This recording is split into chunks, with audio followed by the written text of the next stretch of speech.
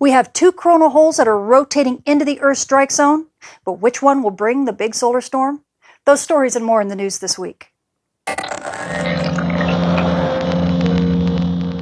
Space weather this week is really beginning to pick up. We have multiple coronal holes on the Earth-facing disk. As a matter of fact, the first of 3 coronal holes has already rotated through the Earth's strike zone, and it's bumped us up sporadically to active conditions over the last couple days. Now, the next coronal hole, that is rotating into the Earth's strike zone now, and it could also bump us back up to active conditions by about the 5th. But the real story is this monster coronal hole that is going to be rotating into the Earth strike zone here and be sending us some fast wind by about the 7th. And how do we know this? Well, this isn't our first dance with this region. This region actually hit us last month and brought us to a G2 level solar storm. And as we look at this thing after it survived its backside passage, we see the difference between last month and this month. It's actually a little bit bigger, a little bit wider, and a little bit deeper. So what that means is that it could actually have even more potential to bump us up to G2 storm levels. So your Aurora photographers, definitely get your batteries charged, because we could be seeing storm conditions by the afternoon of October 7th. Now, that's not the only story. We also have region 2723 that has emerged on the Earth-facing disk, but unfortunately, it's just not that strong of a region.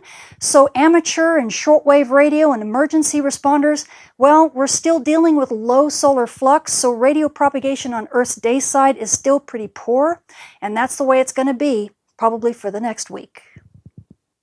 Switching to our M-flare threat meter, you can see the X-ray flux continues to be extremely low. We are well below the B floor, and this means by proxy the solar flux also continues to be low. And even with the emergence of region 2723 on the Earth-facing sun, you can hardly even tell there's a boost in the X-ray flux when that region emerged. And this means the solar flux continues to be bad on Earth's day side. And with the coming solar storm, it just means amateur radio operators and shortwave responders, all of you guys are just going to have to kind of get through the next 7 to 10 days until we actually have the potential for a new region rotating into Earth view off the sun's east limb. Switching to our solar storm conditions, you can see the last time we actually hit storm levels was back around the 22nd. This was from some fast wind that actually hit us a little bit harder than anticipated and lasted a few days, which was kind of nice. Of course, it was right at the fall equinox, which is really where space weather effects maximize. So as you can see, it took us a few days to settle down, and Aurora photographers, especially at high latitudes, got some gorgeous shots. And since then, we've been kind of hovering around unsettled conditions. Once again, it kind of, because we're so close to the fall equinox, it really doesn't take much disturbance in the solar wind to keep us kind of rattled. So we've kind of settled back down, and then we got hit by that first of the 3 coronal holes. It bumped us up to active conditions starting around the 1st. We kind of settled back down and bumped up a couple more times. We've now settled down, and we're ready for that second coronal hole. That should be hitting us anytime. We could easily bump back up to active conditions, and then we get ready for that big blast of fast wind from that massive coronal hole that could easily bump us to storm levels starting around the afternoon of the 7th, and we could easily make it to G2 levels within the 24 hours following. And as promised, I'm going to show some Aurora photographs that I didn't get a chance to show all of them the last time I did a big forecast. And what's fortuitous is that a lot of these shots are from when this monster coronal hole previously rotated into the Earth strike zone, and it could give us a preview of what's to come. So here are some of these gorgeous shots, like this one from Russia. And the Aurora was absolutely all over Norway. As a matter of fact, I'm hearing even more reports of Aurora in Norway now. And as we cross the Atlantic, it was seen in multiple places in Iceland. And as we go into the Western Hemisphere, it was seen in Ontario, Canada. It was also seen in Manitoba. It was seen in Saskatchewan. And in multiple places in the Northwest Territories. And it even dropped down into the United States. We saw it, of course, in Alaska and in Michigan. Now down south, we saw it all over New Zealand. There were just so many beautiful shots, and I think I had this problem last time, was that there were too many shots to show. So here are several more from New Zealand and Tasmania. So what else does the sun have in store for us this week? Well, this is stereo A. It's our backside monitor. You can see here's Earth, here's the sun, and here's stereo A staring at the sun from behind. And you can see that big dark coronal hole that's kind of on the west limb of stereo's view. That's the big coronal hole that's going to be sending us some fast winds starting around the 7th. But that's not the only coronal hole. You can see yet another one that's kind of in the middle of the disk.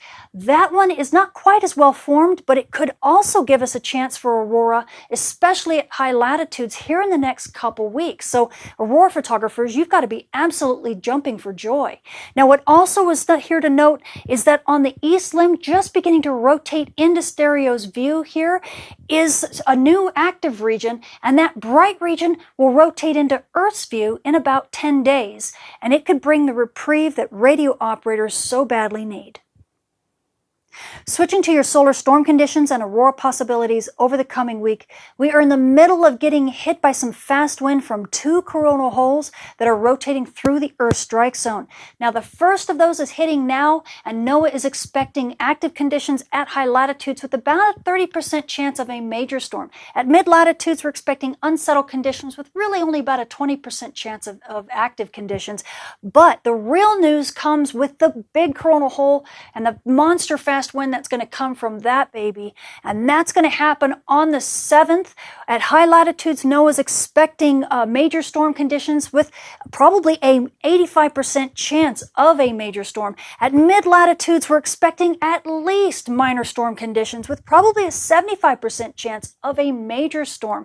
So your aurora photographers, even at mid-latitudes, get your extra battery packs and get some fans to blow all the clouds away so you can get those gorgeous aurora shots.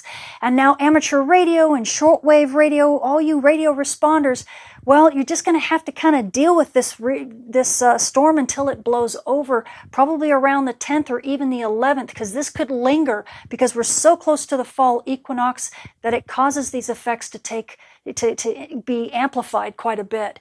Now, GPS operators, now you guys also need to be careful. Please stay clear of the aurora and the dawn dust terminators until after this storm blows through. Switching to your solar flare and particle radiation storm outlook over the coming week, everything is still in the green when it comes to solar flares. We do have region 2723 on the Earth-facing disk right now, but it's just not that bright and not that active to cause any radio blackouts or any worry in that regard. It does mean that the solar flux is still in the 60s, which is extremely low. This makes GPS users, especially at low latitudes, very happy, but it's not great news for you radio operators who need that boost in solar flux for radio propagation.